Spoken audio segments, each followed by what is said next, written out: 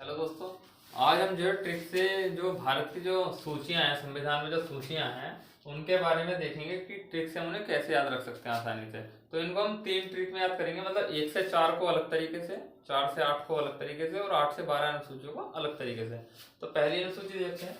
जो पहली अनुसूची थी तो उसमें राज्य में संघ राज्य क्षेत्र थे, क्योंकि सबको पता है भारत में काफी सारे राज्य हैं। जब भारत आजाद हुआ था तो उस समय उस भारत में काफी सारे राज्य थे, तो ये तो हम याद रख सकते हैं आसानी से, इसमें कोई ट्रिक की जरूरत नहीं। दूसरी अनुसूची है राष्ट्रपति व अन्य उच्च पदाधिकारियों के वेतन। जब राज्य काफी सारे थे तो सरकार ने सोचा कि इन राज्यों को संभालने के लिए भी तो अधिकारी होने चाहिए, तो उन्होंने अधिकारी रखे, तो उनको पैसे भी देने पड़ेंगे, उनको सैलरी भी देनी पड़ेगी। तो पहले में तो राज्य और संघ राज्य जो क्षेत्र से अलग हो गए। तो दूसरी में क्या है, जो अधिकारी रखे गए उनके वेतन की बात करी गई है दूसरी अनुसूची में।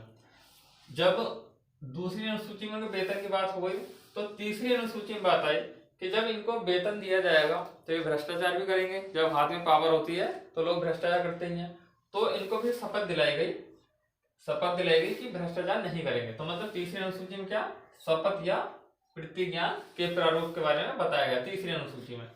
चौथी अनुसूची जो है, चौथी अनुसूची में क्या है, राज्यसभा में स्थानों का आवंटन कराया गया। आवंटन कैसे, जब इनको शपथ दिला दी गई और अधिकारी भी रख दिए गए हैं, पदाधिकारी जो थे, तो उसके बाद ये डिसाइड हुआ कि किस स्थान पर बैठेंगे, कौन अधिकारी कहां पर बैठेगा। तो मतलब सभा में स्थान, राज्यसभा में स्थानों का आवंटन जो हुआ वो चौथी अनुसूची से हुआ।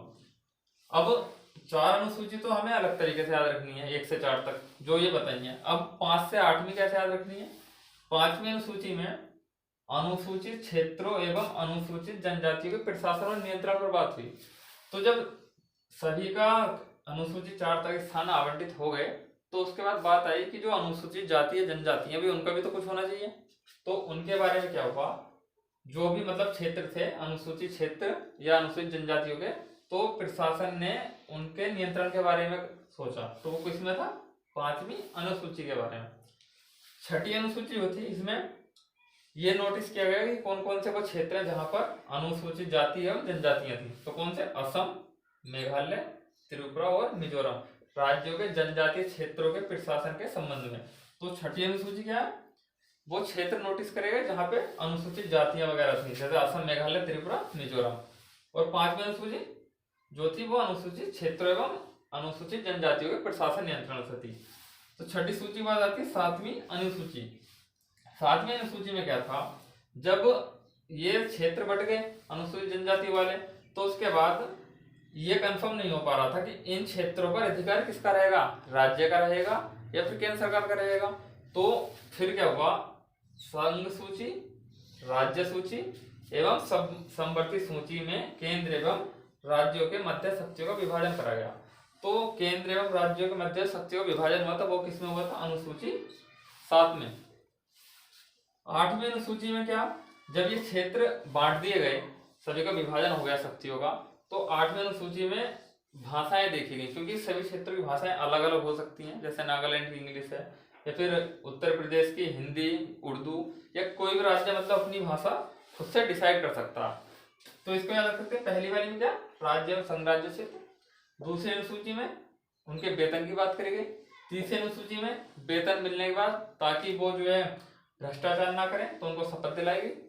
चौथी अनुसूची में उनका स्थान तय किया गया, तो और चौथी अनुसूची में तो स्थान हो गया। 5वीं अनुसूची में जो है अनुसूचित क्षेत्र या अनुसूचित जनजातियों के बारे में पता करा गया, उनको मतलब नियंत्रण किसका रहेगा, प्रशासन का या किसका। तो वो चीज क्या था, अनुसूचित जनजाति प्रशासन नियंत्रण 5वीं अनुसूची में।